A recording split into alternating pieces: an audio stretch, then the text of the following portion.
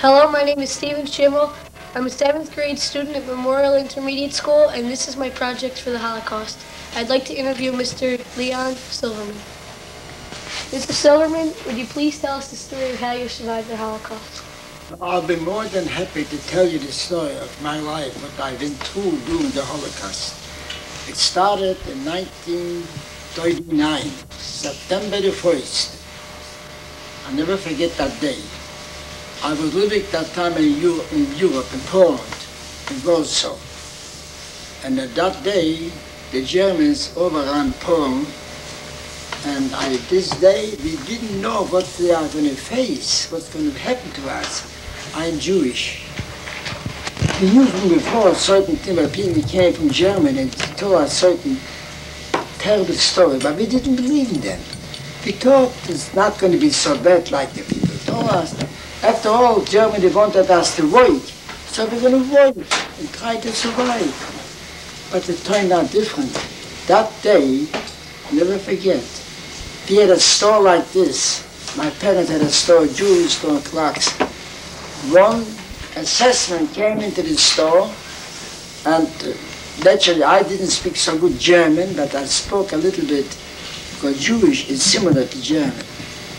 And he asked me, he came up, had a watch in his hand. He said, I want you to fix that watch. I understood. At that time there was no electricity, and my head was shaking, and I told my father, don't show your face, go behind over there. I took the watch, and how I worked on this watch, how I fixed it that time, it was just unbelievable. My hand was shaking, and there's no electricity, and it was a cheap, junky watch. I fixed that watch, and he took the watch and listened to the ear if it's ticking, because at that time there was no battery watch, it was just regular watch and wind up.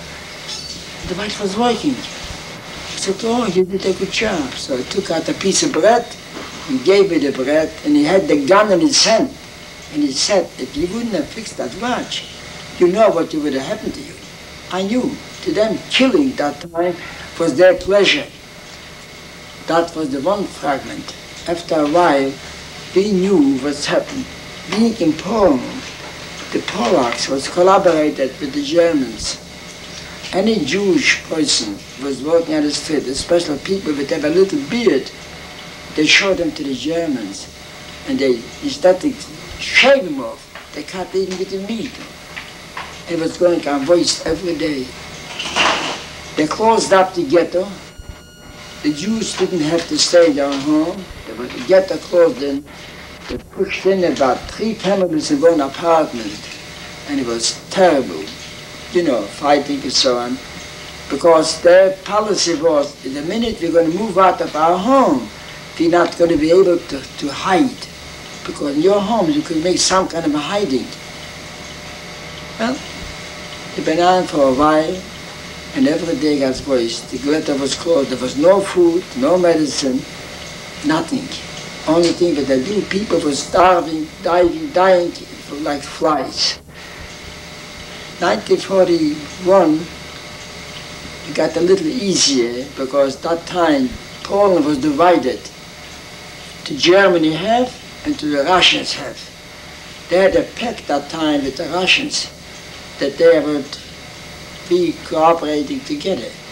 On one Sunday, on 1942, on a Sunday, the German airports jumped over on the Russian side in Poland, and they knocked out 4,000 airplanes. And then the Russians saw what's going on. They started fleeing back to Russia, back to Russia. And then airplanes, it was going down so low. And whoever was running around there, going on, they were killing. They were killing thousands of people, human beings, men, women, children. It was going on for a while. Things got worse. We didn't have the right to have a radio. We didn't have the right to give up all the valuable things to them and be just like without anything. And the things, the Polacks collaborated, the Ukrainians collaborated, the Lithuanians also collaborated, the Latvians collaborated, And the time was when they conquered Europe. They was conquered the French, they conquered French. They went from Austria, they went to Czechoslovakia. After Czechoslovakia, they got Poland, they got Romania, they got Hungary. And they were getting bigger and bigger. And people was just cooped in a small place. And when they go out on the street where they can't be at to be home, the curfew was from 8 o'clock till 5 o'clock. Nobody allowed on the street. My profession saved my life that time because at the time when the was closed up, they had assessed over the offices over there in the small ghetto. They called out that they need a clockmaker could fix one of the clocks. It was like an anniversary clock. It keeps moving, and I got him like I'll show it to you. And of course, I didn't want my father to go because a religious man, he was with a little beard, so I said to my father, you stay home, I'll go. I had the guts that time. I wasn't afraid. I didn't understand the combat. I came up to the office and I introduced myself to the Gestapo men that I'm the clockmaker. And they looked at me with ignorance. Are you the clockmaker? Are you know how? And he didn't talk to me like I talk to you. He had his pipe in his hand, and with his pipe over my face, back and forth like this here. And I said, Jawohl, I can fix that clock. So, you know what's going to happen to you if you don't fix it. I knew. I took the clock home. It took me only about 3 days. I fixed the clock because to me it was nothing. I'd been doing this work for so many years before, since I was 12.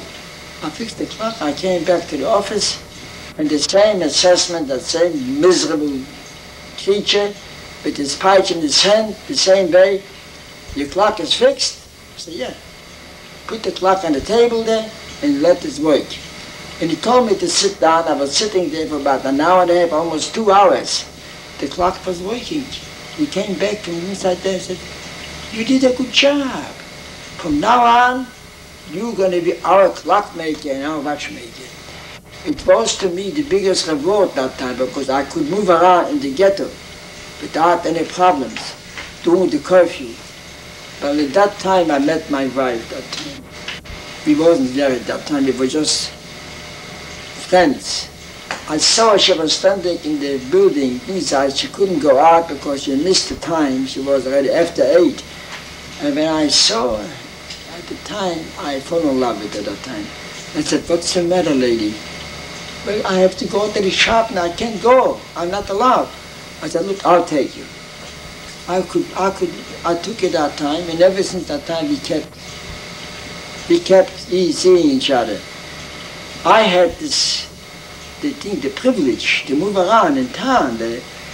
I could organize something because we knew what's going to happen. We had to organize to build a bunker.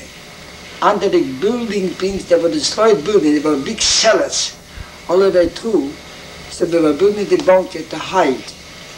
We figured it will take about 6 months and the war will be over. Because the trouble they had with Stalingrad, the Russians, it was the only spark that we had. Maybe this will go faster than we thought. Well, it took time for us to ask for the job to build that bunker. It was a big undertaking. We had to build a pump in the city. We had to get out of the sand. It was a job because we had to hide them from the Poland. They shouldn't see what we're doing because they were always collaborating with them. And I remember I was the one, I organized a radio. I could move around there. I gave him that time a story because I needed some parts for a clock. So I told them I have to go out of the ghetto, meet some of them in the same business and get the parts. But my thing was to get the radio, not the parts. I didn't need no parts. I just told them because too big to get out. I had a friend of mine, a Polak. He was an engineer. He used to come to me right before time. He met me that time, and I was making a clock by hand. He was so fascinated. It was becoming the ghetto. He told me he was anti-Semitic. He didn't like the Jews. But to me, he was like the best friend. So I went out to him. Going down to him, I couldn't go by myself. I had to be watched by an assessment watchman to take me down till you get to that place over there, out of the ghetto.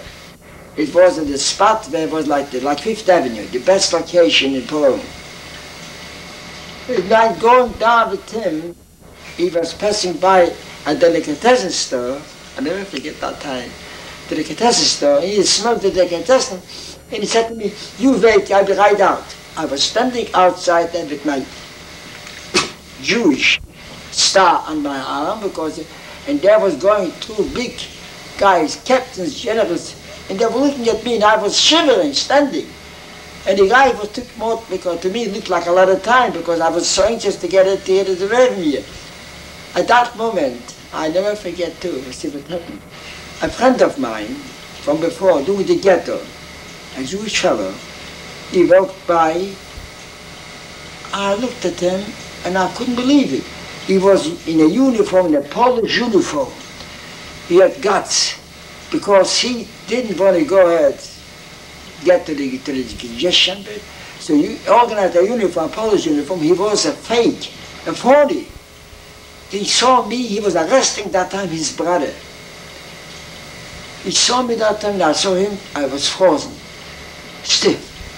In fact, after the war, I looked him up. I found him. He told me a story which is just to make a movie out of it. So the guy came out, and I went down to that engineer of mine, and I told him, he came in, the engineer in the store, he had all this latest equipment, and he saw me, he said, "Leon, what are you doing here?" I said, "Look, I came to talk to you. I can't talk here, let's go in a separate place." I told her, "Look, I would like to help me out. I want to save my wife, my girlfriend, my mother was that time with me, my sister, and my brother, which she got away also from that camp before." And he said to me, "Look, I know, I would like to help you, but it's impossible, because to take an extra family in, they give us proviant, food, so much per family, and besides this here, we can't keep you open, because the neighbors will collaborate with the Germans. They would jeopardize their life too, because if anybody was hiding a Jew, was also being shot. They were killing people." So I understood, and I said, "Well, you tried your best, but I know you couldn't do it, and I don't want you to jeopardize your life." And I walked home. Walked home with that radio that I had. The radio I got in the ghetto, hiding. I mean, even the assistant who was Russian, he wouldn't know that. I should have got some part for the clocks. I had to use different kind of ways how to get by.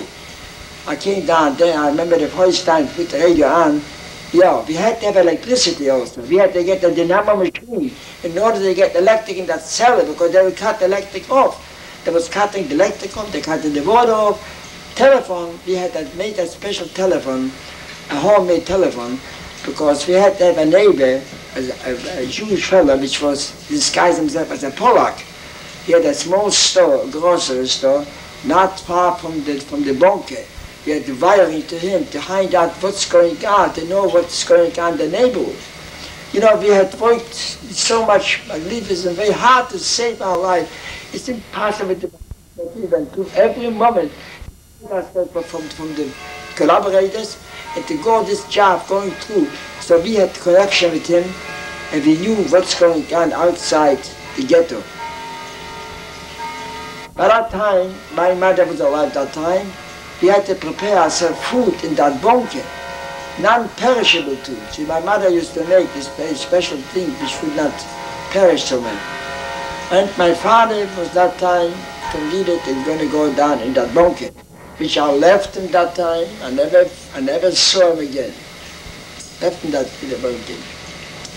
My mother and me, my wife, my former was the girlfriend, we had one morning on May the 3rd, 1943, all of a sudden the SS came in the ghetto, and that time was before that, in April, in the Easter time, there was an uprising in the ghetto, and there was two ghettos, the small ghetto where I was, and the big ghetto.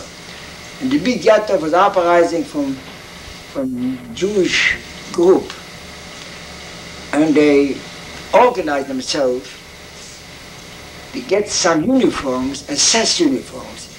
In that ghetto, they was making uniforms for the SS. So somehow they got a hold of the uniforms, about 40 or 50 boys. Uniform put on, you could not tell the difference between the SS or this here. They had also some guns organized by the Polacks and bastards. They sold them the guns, but they didn't sell them the bullets.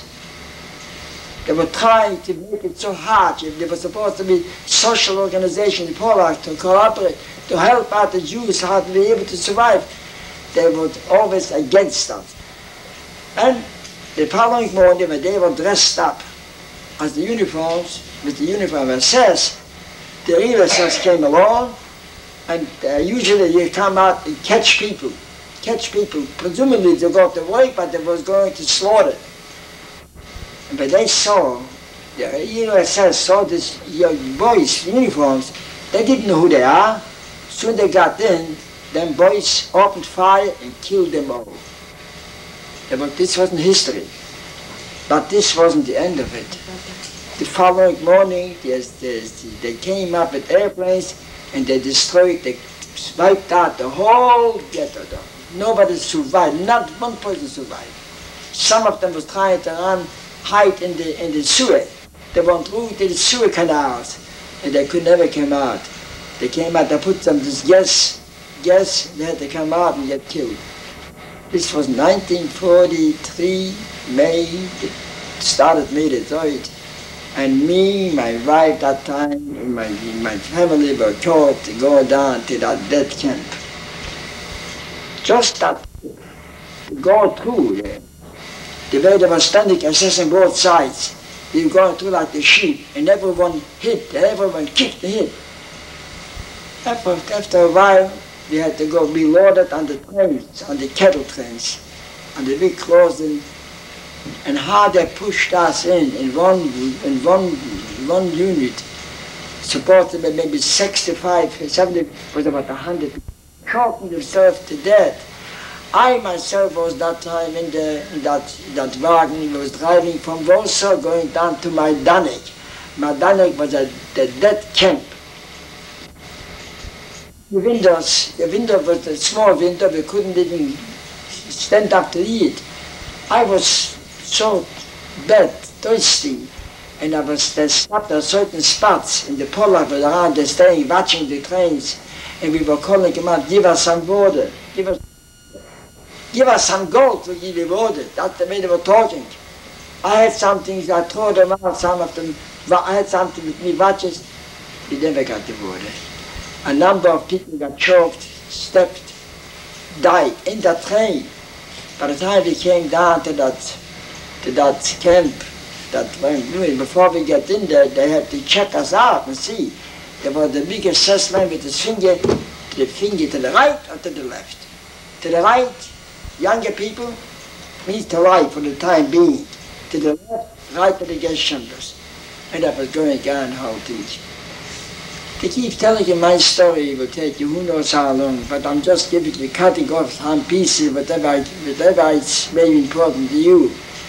I wasn't that, he came in there, my wife, and my mother was sick already from walking down there. I was afraid she was going to fall down, they're going to step on and kill her. So I took her right down to that entrance where it was supposed to be dead. Naturally, a couple of minutes later on, another people went down, they loaded inside there, and the signs was in front of the building. We didn't know. The signs was telling you, work will keep you free, in German. And we didn't, we was all fooled in every step. The minute they got loaded inside, the people, women and children, the elderly people, younger ones, they put on the side because they were the slave. A couple of minutes later, hermetically the door was closed, and you know what happened. Cyclone gas came down from the ceiling, and they both dead. And right after that, the conveyor took him out to the gas chambers to burn. One of my brothers got caught before me, and we didn't know what happened. the two brothers got caught. The one particular one, he had some kind of a guts. Before the Vadana was completely built, they were using that time the lumber, put it on a stack, a triangle stack. He got away from the group, and he was hiding in that stack over there. And there was an assessment watching the whole place over there, there was a building going on. He was there, and he was said to himself, I have to get away from here. So he looked out, he watched that assessment, took a little bit step, he jumped out of the thing there, and he went on the highway. To him, to go down from that highway, to come down back to Warsaw, to get there, was like walking now from here to the Atlantic City. Or more, even more.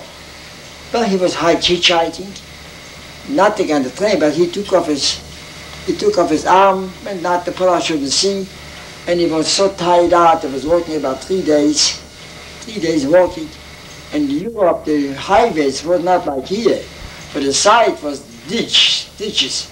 So he was laying down in the ditch and he was taking a nap. Somebody somebody wakes him up. It was a Polish policeman. He happened to be a bit more feelings. He said, you Jew, don't stay here long because a day before they find somebody that killed him. So go ahead. So he took off. Well, he had to go out and get to a train to go. He couldn't walk to Warsaw. It was impossible. So he went on the train, sitting on the train without the thing showing people to the Polak. If they see somebody, and he was watching, somebody was watching him, they can recognize, they can tell a Jewish fellow. Or the Polak, they have the way to smell out. And my brother thought something is fishy, something is wrong. He jumped off the train, and he took off from the train. He went away a different place. Finally, he got into the ghetto. He came into the ghetto. He wanted to find out my home was not there, but he found out that the ghetto was there, and all the Jews are concentrated in the ghetto. He came before 3 watchmen. It was the assessment, the Polish policeman, and the Jewish policeman. The whole 3 were watching. You couldn't get in, you couldn't get out. So finally he had very hard to get in. The close to that Jewish policeman told him, listen, my parents are inside living, please let me in. He said, you wait until they're going to turn around, then you can sneak in. It was at 4 o'clock in the morning. He was sleeping in an apartment with another 3 families. Somebody knocks at the door. Who could it be this time? Only the SS could be. So now I went up, opened the door. Who is it? He said his name. Meyer was his name. And he came in. He only hardly could make it to the bed. He fell down to sleep. He slept about 3 days because he didn't sleep all the time, even over there before. When he woke up, he saw me that time. I was still working, fixing watches, melting gold, making different kind of my father. So he got so hysterical. He said, what's the matter with you? Aren't you so dumb? Don't you see if you're all going to die? I told him. What happened when he got caught over there, was working the clothing. They put the clothing right in front before they got into the gas chamber. And the clothing, he was working out there, so he found some people were hiding different things in his jackets and so on. He found a piece of gold, a melted gold. He said, here, look, this is what I take it out from the inside of my jacket. We're all going to die. Forget it, don't wait. Wait was, you had to do something. You know, the order to live that time was impossible. He got caught after that too. He got caught. He had also got, because when he was waiting that time for the SS to clean up the city around there, and they gave him over to the other one to take it away. So he went down to him, to the same assessment, and he told him. He was very stupid to him to tell him that I just got back from that camp. But finally, of course, he said, well, it's all right. But he got caught, And the only thing what happened to him is, when he got back into that camp, he knew before what was there. So there was that one section was where they kept the Polish military, his prisoners, and he was with them there because he knew it was better there. They treated them better because they were war prisoners. Because this was the statue of the world thing. And what happened? He was good for a while with him there. He had it better than we had. I was right away a slave, working, but knocking stones, breaking stones up. The end was that nobody survived over there. One day they went out, all of them, they ditched the ditches, and the machine gun was there. They're falling down there in the ditch, but they dig themselves, and the ground covered it up. There was certain times that the ground was moving.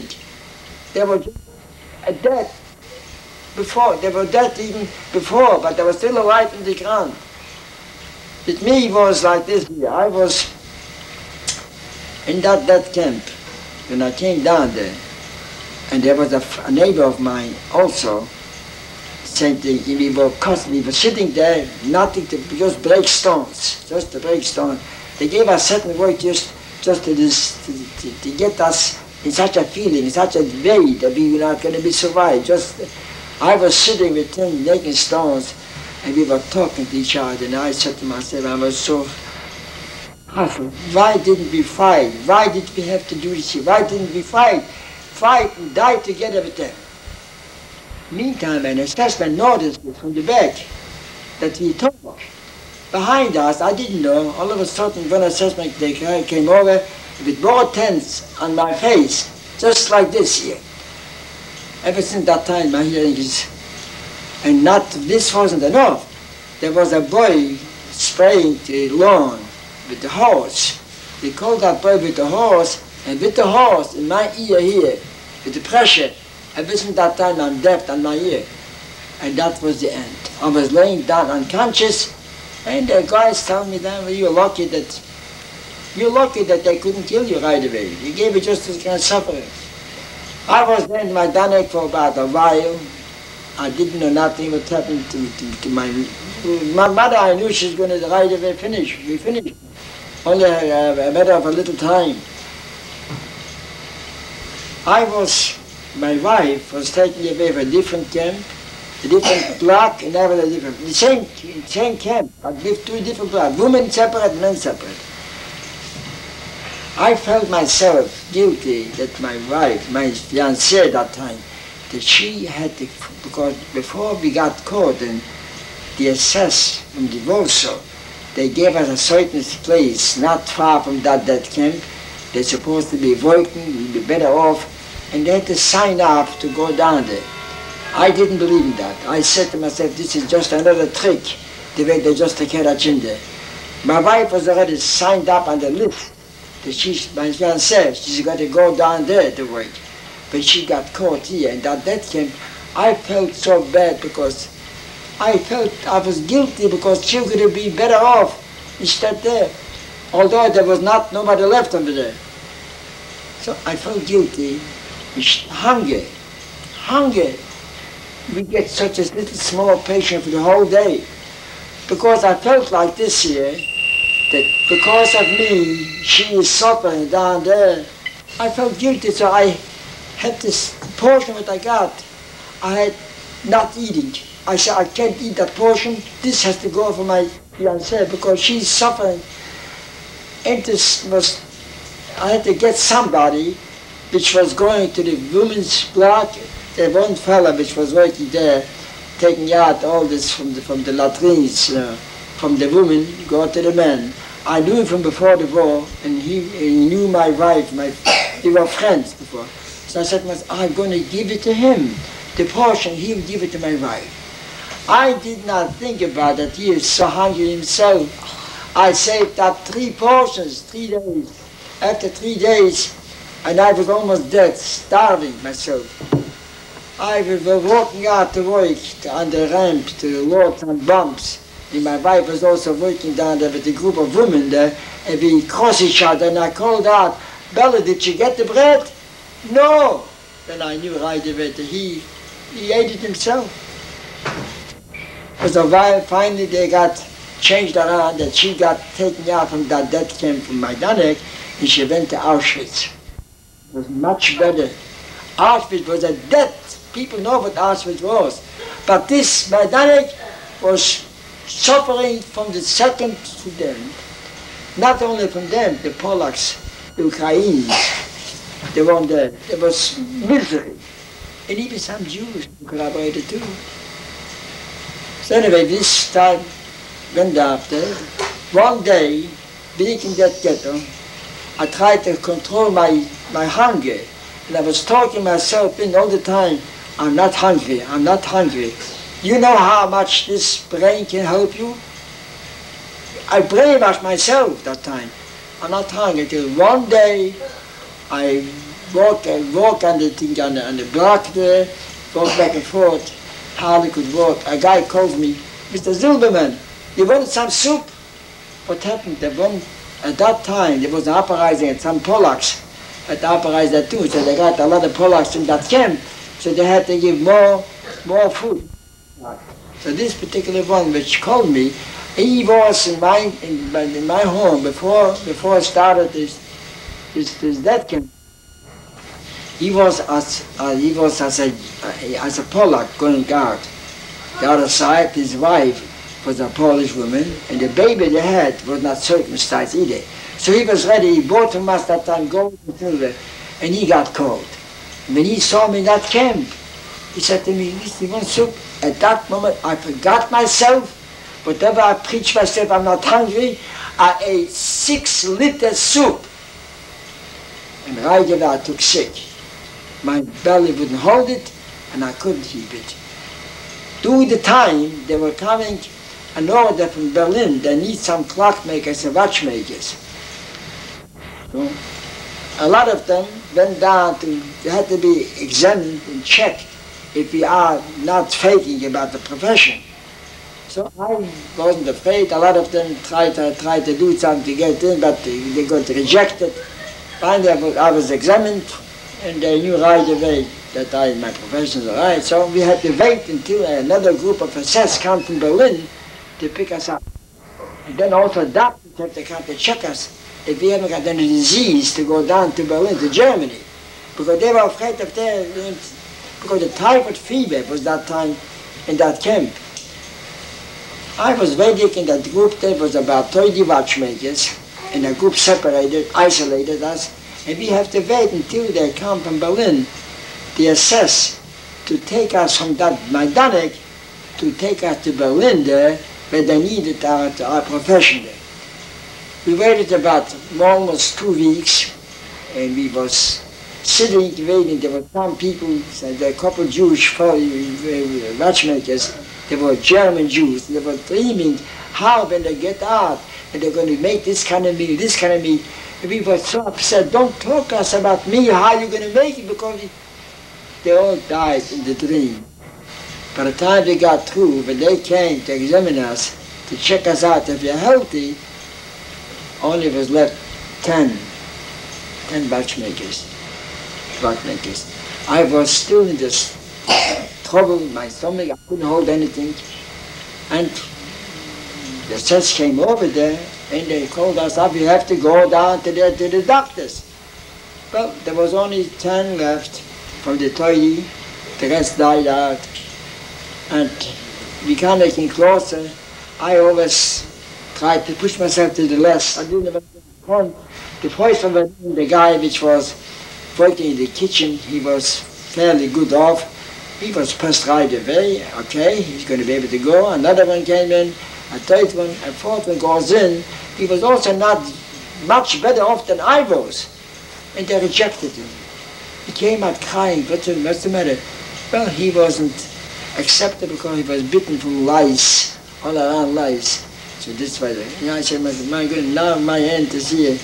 If they rejected him, what chance do I have? So finally came my time to go in. Well, I don't know whether it was a miracle or just my mind worked like this here. When I came in there was two doctors. in the office there.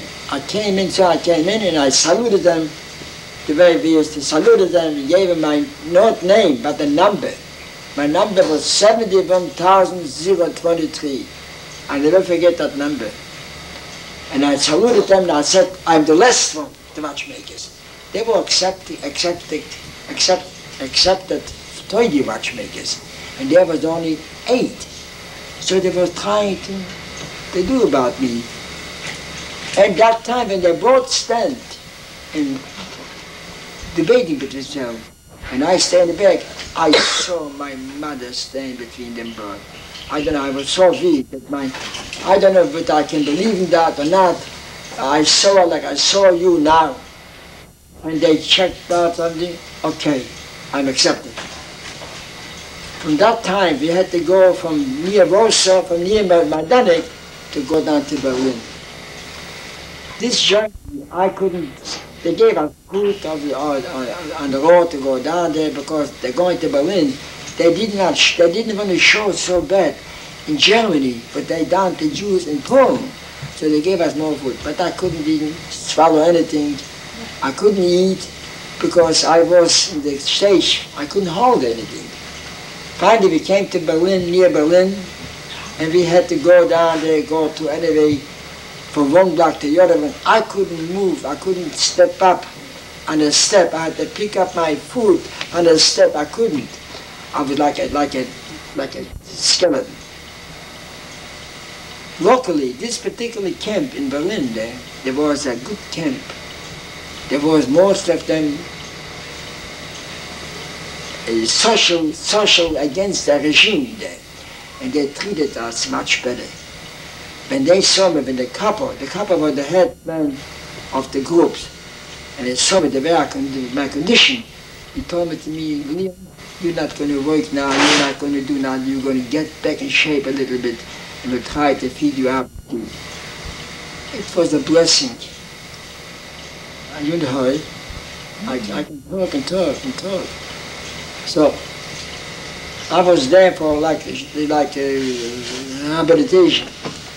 After a while, my will to live, to see the end, was so great that in no time I became a human being. And I was in the hospital, it was a hospital there, and I went out to the block where the clockmakers and watchmakers were there. And I walked down, I remember on a Sunday morning, how I made that trip from about 500 feet. I know. When I came close there, and they saw me, my condition, the way I looked, the way I ran, they said to each other, if he will make one more day, he's going to be a hero. But my will to get through, to see the end, can you imagine what can it be of thing? I had to make it, In no time I became a human being, because I'll tell you something, that camp was an international camp. There was a lot of French, Belgium, Holland, Russians, all different. The French used to get packages from home. They were allowed to get packages from home. So they didn't need the soup. They didn't care for the soup so much. So I volunteered to be washing the big pots, because they didn't want to do it. I was felt already better, but I still hungry. So I tried to do this here, me and another Jewish fellow, and we had so much soup, we couldn't eat so much. So we filled ourselves with the soup. Then we had so much, we tried to help somebody else. One day I remember there was a small revier, a little hospital there in that time. And they're always going down there after work to see if I wanted to help some of my Jewish boys. There was one fellow there, he got taken me from a different camp, from Ravensbrück to that Oranienburg, that Sachsenhausen is called the camp. And they came into that revier and he was amputated. They couldn't do it over there in the Ravensbrück. He had better doctors near Berlin, amputated him. So I came in and he's hungry. So I came to bring him soup every day. Brought him soup every day, and he became back a little bit in shape. Time came that the Russia came closer and closer every day to Berlin, and the Americans came closer to Berlin. and they started to move out from that camp where I was in Sachsenhausen. And that fellow, the unprotected phone, he was in the revier there. And the majority moved out. If I would have had that time the vision that they stay there, but I was afraid, because usually when they evacuate a camp, they destroy it. That was I was afraid, they destroy it. So I had to walk with them. We walked from the 21st of April. I remember the days exactly. April, we had to walk. The SS was behind us, and we had to go down, touch the Americans, because the Russians, they were so frightened. They were so scared of them that anybody touched the Russian, they were scared. So we walked from the 24th to the 3rd. May the 3rd, 1945. We came to a spot that the American was close and the Russian was behind, and they didn't have time to kill us. So they wanted to get away to the SS. They knew that we were going to jump on them, whoever's capable, to kill them. So what did they do? They broke open a saloon, liquor and wine. They gave us a drink to get us strong, so we shouldn't be able to do nothing. At that time, I became so hostile, talking against them, which was also stupid. They could have killed them, because they were killing people whoever was behind. But next morning, early in the morning, 6 o'clock, I see the first American soldier on a horse. You can't imagine what feeling I had, seeing mark of freedom. I didn't speak a word English. I couldn't understand, but I saw them. The army was giving himself up to the Americans, and they still had the rifles on top. And this American soldier with this horse started with the horse to kick them. And then I saw that take off the rifles. Then there were 2 rifles on the floor. Next morning, the Americans came over to us. They came over especially. What do you want? There was a neutral zone. The Americans was on one side, and the Russian was on the other side. And I was in the neutral zone. And they said to us, America or Russia? America or Russia? I didn't speak a word English. Russian I spoke. I said, I went down to the Russian side. And I was there with the Russian side. It was a pleasure. The people that tried to help me out. And I became a bum. I was drinking with them. They made every day vodka and vodka and vodka and vodka. That's what they, vodka, to them vodka is the best medicine. And I was drinking there every day. I was sure that I'm the only Jew left. I saw what happened to them. What happened to people, how they burned out synagogues and leaving people inside there alive. And how the Poles were standing outside and dancing and having fun. It was impossible to forget all this picture that I saw. And I was with the Russians every day drinking. But the kaserne was above. At night, I went upstairs to sleep. One day I say after I couldn't fall asleep, I looked down from upstairs and I see a couple walk by. And I said to myself, what am I drunk? I know that girl. I ran down fast and I walked by and I start talking loud Jewish. And that girl turned her head and I recognized her. Sonia, you're alive. How? What's happened? What's going on? Tell me. And she told us. Told me. She was working with the Italian fellow, which was also liberated. And he said, listen, I said, what happened to Bellen? Where's Bellen? She's alive. Where is she? She is in Ravensbrück, Bergen-Belsen. Bergen-Belsen was a camp from most of the survivors, from the Jewish thing. The English army took over that camp. And that was a disaster. Because the English army didn't understand how to treat this kind of skeletons. One woman was there, I saw on TV, not too long ago. She was the general from the English army. and she was the one helped, got into this camp, liberated that camp. And she was on TV having so the country was battling a terrible ride because she had a sandwich, a ham sandwich in her hand. And a girl calling down to her, bread, hungry bread. So she didn't understand that this is going to kill her. The minute she gave her that sandwich, that girl collapsed in about an hour later. She couldn't take it. And that's the way the army did the same thing. They didn't understand that these people had to be treated with straight, plain teeth, plain, nothing fat. There were times that were taking bulldozers and put them in the grave with bulldozers. One of my sisters was down there too. She was alive, but she was a skeleton too. And that's the way it happened. The history is so much to talk about. People don't even know about it. They don't want to hear about it. I was in that camp, liberated, but she told me my wife is alive, and my fiancée is alive. She lives over there in Bergenbilsen. So I said to myself, what am I doing here? I woke up from like a nightmare. I said, I have to go do something. I have to find it. Maybe I can find it.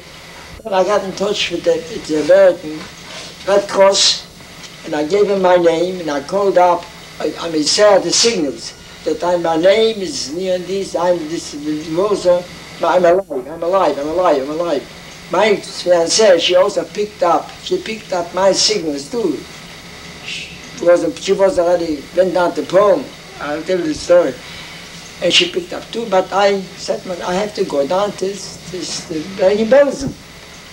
Never mind, I said, I can't find any transportation. How do I go there? The Russians was boarded up, and I was smuggling myself, I said, I was smuggling myself to the Russian border, because this was on the Russian side, and try to find how to get there. So how do I go? I can't walk, I can't drive, there's no cars, there's no transportation.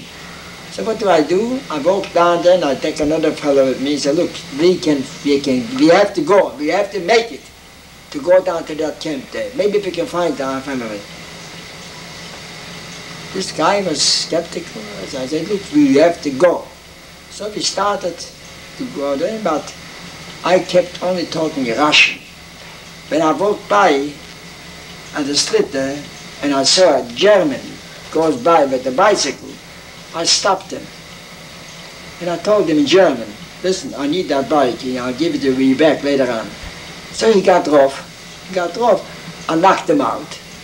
I put him on the floor. The bike.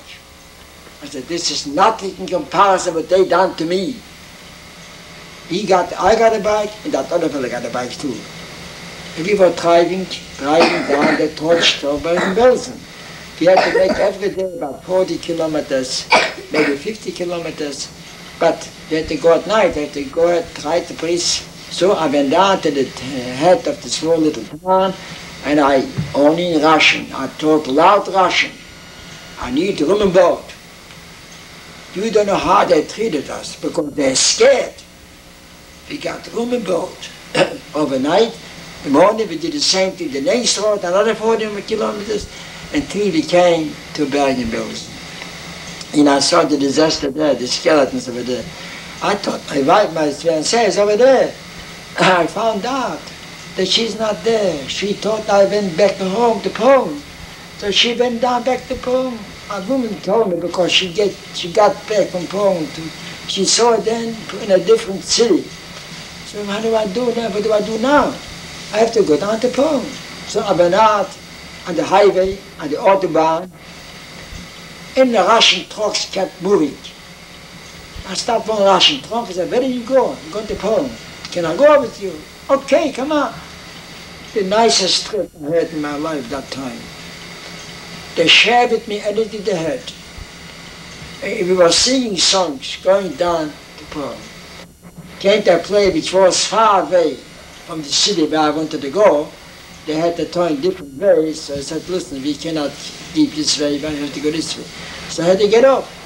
So I got off, was in Poland already, transportation is there, everything like partially normal.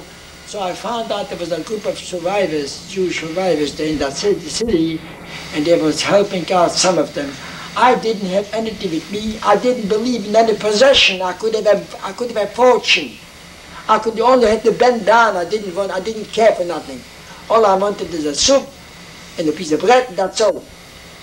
So they gave us, we went down there, they gave me a soup, gave me half a loaf of bread, and then they told me how to go down there, so I went out, the trains were moving. I went down to the station, got myself a ticket, and I said, I'm going up. The train was only going once a day to this direction. So I went up on the train. It was about 4 o'clock, 5 o'clock in the afternoon. And all of a sudden, before the train started moving, a boy comes up with a newspaper and hollers out, the Jews killed the Russian boy. And pogrom starts again in Poland. I said, now, after the war, I jumped off the train, and I was ready to kill somebody to do something. I went back to the station, I was hiding over there, and I was waiting till the next morning, the next day.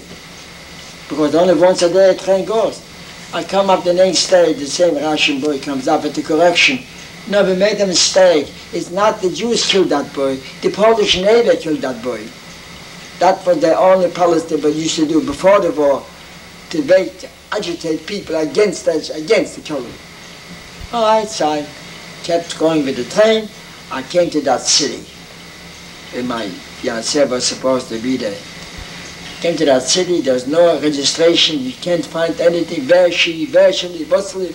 I found out there was a girl over there which was together with my wife, with my fiancée in the camp there, in the Auschwitz, and I said, I will go down to see her. So she was living in a cellar. I came down that cellar, and I saw that poor little girl sits and works on the machine to make herself to be able to eat or something. I was so rough, I was so screaming, howling. Is this what you want right now after that Holocaust? The void is big, get out of here, let's get out of here. I took it like with force out of there. This is not the way to live here, Paul. There were always better Jews, let's get out of here. So she told me, how do I find my fiancé? The only way you can find it, she said, there's no registration, nothing. Go out in the center city, in one spot. All of them, the Jews, the survivors, they meet over there. So they have to go out, they meet. That's what happened. I went out there. And I met her over there. And I said to my wife, no, I can't stay anymore here. I don't know what to do. I have to go down to Warsaw, see what happened to my father, because my father was left in the bunker. Maybe I can find something, how he got killed, what he got. So I said, I left her there, in that place over there, where she was staying there, and I took a train going down to Warsaw. I came down to Warsaw. We had a store like this here, my father. The ghetto was across the street, about 2 blocks away. And I got there, I came down to that thing, the wall was still around, the ghetto was with a big wall with all these different guns, not to get in, not to get out. I go down there and I keep on my tears, I come and out and I said, man, my father, what happened to him? How? Because they were prepared inside the bunker with a couple guns. If they will have to be found by the SS, by the Poland, they will kill.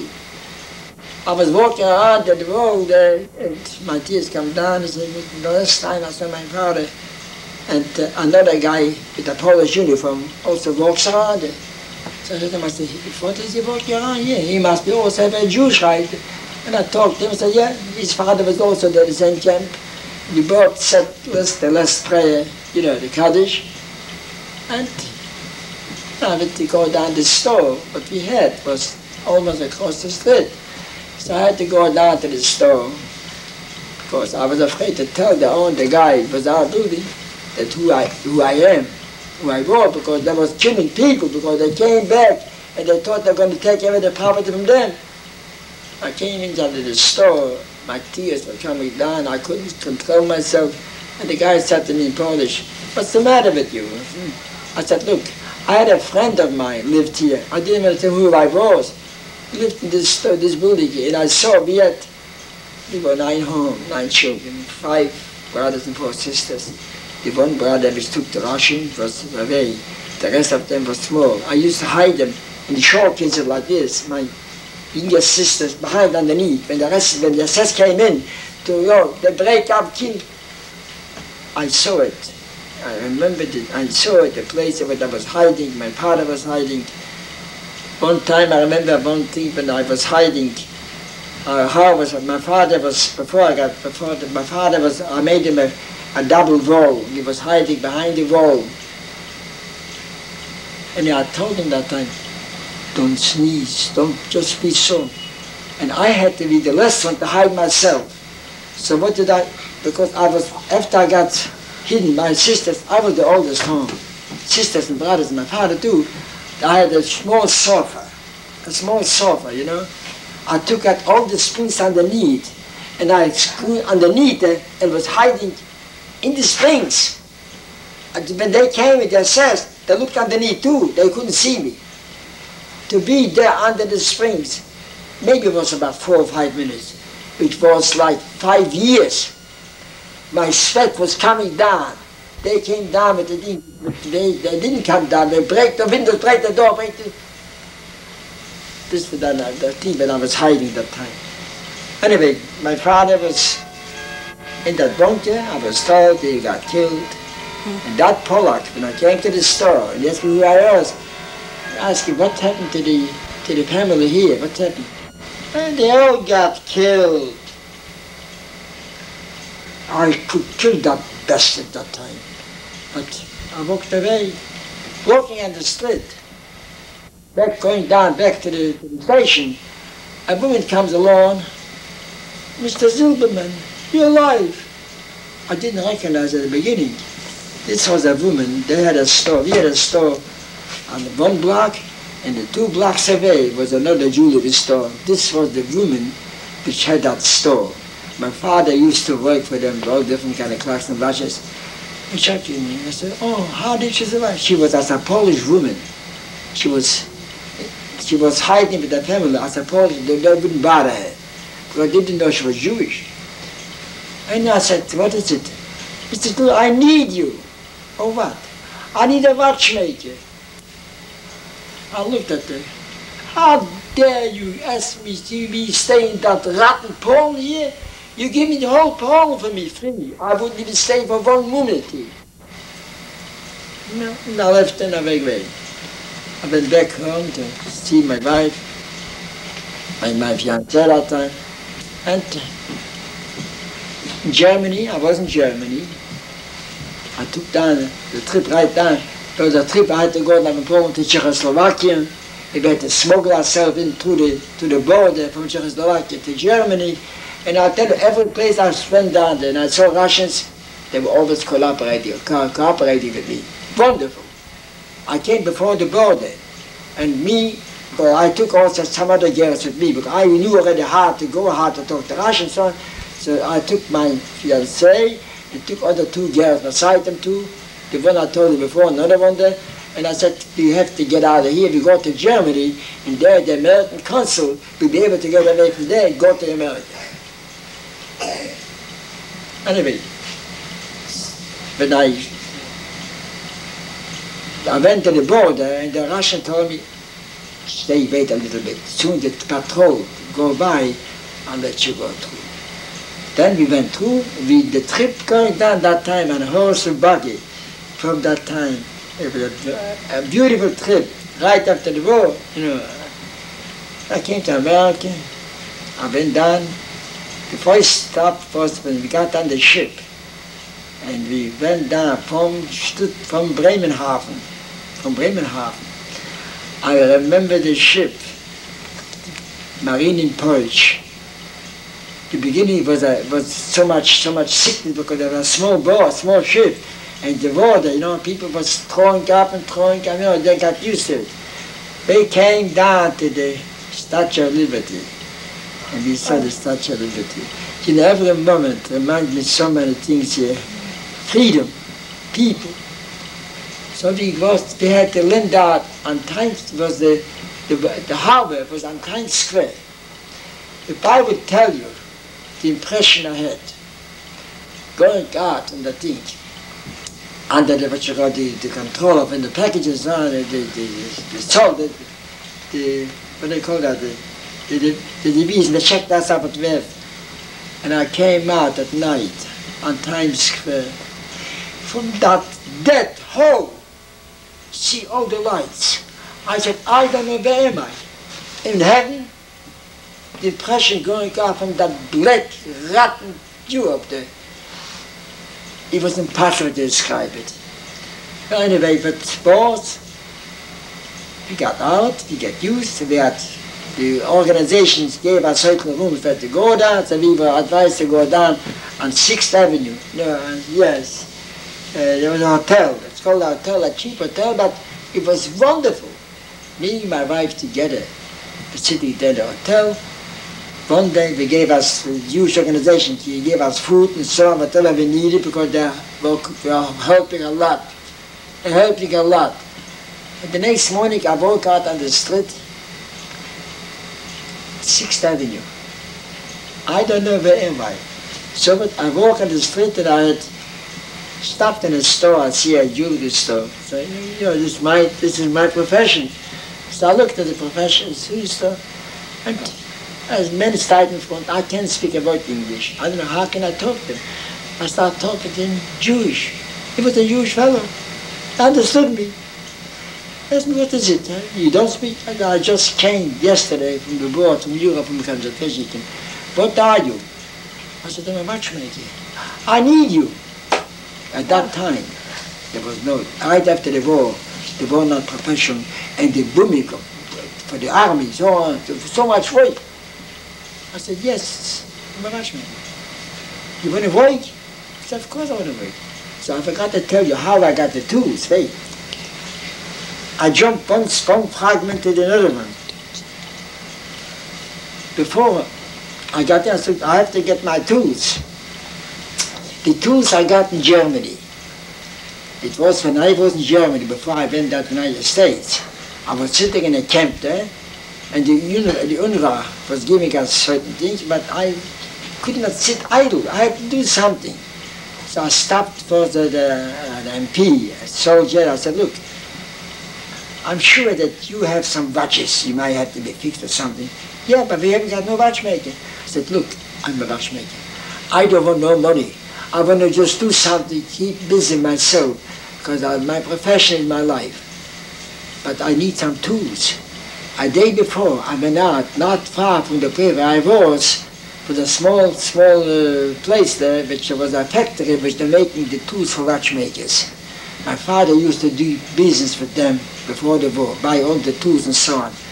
So I took a ride with some other guy, another, the Jeep, and I came down there to the place, and I see the place was still existing. So I opened the door, I got the secretary, then I said, look, I'm a watchmaker. I just got out from the concentration from Sachsenhausen. I need some tools. You got no tools. You got no tools. I said, right. I'll find out. I looked in this phone, opened it there. I said, let me talk to the boss. The boss came in with the big belly. I told him the same thing. We got so small that we stopped waiting to talk about it. And I saw they got plenty inside there. I went back home to the camp, and I talked to another GI, a 6-footer. I said, look, I talked to you before, and I talked to the other guy, I want to do some work, I need some tools. You want to come with me? Took me right around down to the camp. So now I came into that camp there, I opened the door, and I started talking loud Russian. And he came in. Soon she saw that man, the GI, the 6-footer, and so she started trembling. So I opened the door right down there by the warehouses, and I looked in there. That heavy guy, the German with the big belly, came out there. Said, you saw me yesterday. I talked to you about tools. And I talked to him already in Russian. I won all I need. Yeah. All the tools I got here is from Germany. When I got the tools out there, I was hysterical, broke down, my tears. I stood with my father, we were working together with the same tools here, and I couldn't control myself. Finally I said, I got the list with all the tools, was on the table, and I said, what do I owe for the tools, for this thing here? And I had made up my mind. I should give them for what? But they took away from me. So what I had with me that time, cigarettes was the most valuable thing for them. I had a pack of cigarettes. I should give you a chance to see what I got the tools. Yeah, I said, with the oil, I took out a pack of cigarettes and I stamped it on the table. Here, this is what you get paid for it. And burn yourself. I took the tools name out. I got the tools. That's why when I came to that watchmaker in New York, and I called the watchmaker, I had my tools. So I came into him the following day, and I took my tools on the table. There were 3 watchmakers working there, 3 GIs from the government, sponsored, they should be able to help him out. When I put the tools on the table, they came over, what is this? I didn't know. I thought, whatever I know my profession, maybe it was good for Europe. But who knows what America? I didn't know. I wanted to find out myself whether I'm ready for the United States or not with my profession. When I took the tools on the table, all around there, they came over, what is this tool for? What is this? Then I said, oh, I'm home. Aww. The tools, I had to make the parts. We didn't have to, here, we just, I need a part, another part, another part. I had to make the parts. And then I thought, I'm all right. I worked 4 days over there, and I said to myself, no, I want to find out more places, more advanced places, and see what's what. And I told him a story that my wife, my fiancée, is by herself, and I can't work. I'll pay you double, whatever you want, stay here. I said, no, I can't do it. I went down to work a different company. It was Omega Watch Company, big company on 5th Avenue. I went up over there. They hired me right on the spot. I got my tools there. So it was too bored for me. We had to make only 2 watches a day, not to make any parts. Okay. Is it still anything? Just a little bit. You have to. Not to make any parts, but all I had to do, next door was a girl there. She gave us whatever part you need. So I had to work on the same watches, take them apart and put them together. I was bored. I used to smoke a lot that time. Go inside, find out, I said, no, I can't stay here. I go crazy. I could have done 10 watches instead, but they wanted 2 watches. By the time I got so bored, I told them, look, I'm sorry, I'm going to quit. I can't work any longer. And I gave them, because they wanted only 4, I said only 2 watches a day. And I couldn't keep it up. I went back home, I got my tools, I went around in town, 5th Avenue, no, I was living in the Bronx, I see the picture of the Bronx. And I went out to different stores. I told myself, how much work you want, we can give you as much as you want. I was working 18 hours a day. I was the happiest man at that time. I had my wife, myself, work is for me pleasure. Is to take one shipment, bring it in, take another shipment back. Take it in, keep on working, steady. Until, of course, one day, of course, I didn't have an apartment, of course, when I got to the Bronx that time. I didn't have any relatives here, so it was a couple that were going on vacation, it was July. And they said they have an apartment, you want the apartment, stay with them? So I told them, yeah, I could stay, but I want to pay the rent. They didn't, I said, look, if I cannot pay the rent, I don't want the apartment. So I was there since July, end of June, till Labor Day. Labor Day, they came back. They wanted us to stay because my wife kept our apartment just like for herself. And we said, no, we can't stay any longer here. So we had to go out and find out. We had met our friends over there. They found a store. The store was here, and the store was used to making before eyeglasses. It was a lot of dust and so on. So I said, I'll take the store. And I made in the front, I make the store, they put the shop, and they back the living. It was the happiest time. I didn't have much, but I was so happy that time. My wife and me in that store. And we stayed there for a while. And then, of course, I had a connection with different companies. to give us some credit of watches and so on. And I was in the store working. One day a woman comes in. I didn't speak English. I used to say only a fix a watch, $2, $3. She came and said, we want to buy a friendship rings. I didn't know what friendship rings are. So I said, no, we don't speak French. Oh.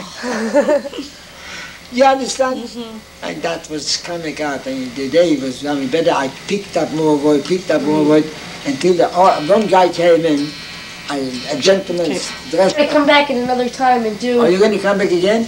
Yeah. Yes. Okay. Thank you very much. Well, it was a pleasure. I'll tell you something.